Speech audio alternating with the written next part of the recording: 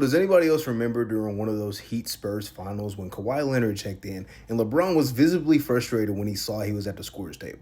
I'm convinced that's how Jalen Brunson feels when he sees Aaron Nesmith on the defensive side of the ball.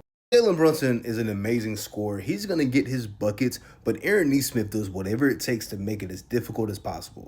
It's all you can hope for when you're a great defender going up against a great offensive player. Make it difficult on them to score the ball. Game 4 was really that. It was such a matchup battle between these two. Aaron Nesmith spent 9 minutes guarding Jalen Brunson. Jalen Brunson, 2 of 6 shooting, 3 turnovers to 3 assists.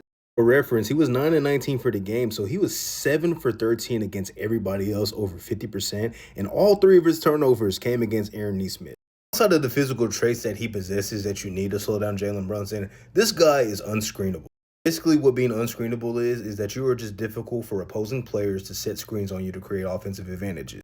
Not quite Drew Holiday level, but he's pretty good. Here, Mitchell Robinson is going to try and set the screen. He's going to send Brunson the other way. Brunson tries to get back to the screen, and he still gets through. And even though this is going to be a bucket, this is still just great defense, making Jalen Brunson exert a lot of energy on the offensive side of the ball. Another example here, Mitchell Robinson going to try and set the screen, being unscreenable. He's already stepping to avoid the screen, and then he's going to force Jalen Brunson to basically dribble it off his foot, and it's going to be a turnover. This translates to off-ball defense, too. They realize it's tough for us to get Jalen Brunson in pick-and-roll situations, so we're going to try and create an advantage with a little off-ball screen, and still look at how he gets through that screen and then gets back in front. That's the key. To stop Jalen Brunson, you have to stay in front and you have to stay attached. He does a great job here of doing that. Gets through another screen, and they force a turnover. This is an example of what not to do. Ben Shepherd just being a little too up on the pressure, gets screened 2 times in this possession, not able to get through. Jalen Brunson gets a walk-up 3.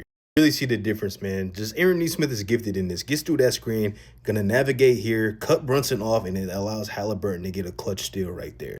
Halliburton and Siakam were incredible, but you can really make a legit argument that Aaron Nesmith was the MVP of this game because of his defense. Not going to fully slow Jalen Brunson down, but he slowed him down enough to where they kind of went away from him in the fourth quarter. They're running a lot of offense through OG and Mikal Bridges, and it ended up being good because the clutch player of the year was not getting those shots. He was fatigued, maybe it was something else, but maybe it was just Aaron Nesmith is being that much of a menace defensively, and he deserves a lot of credit for the Pacers potentially making the NBA Finals.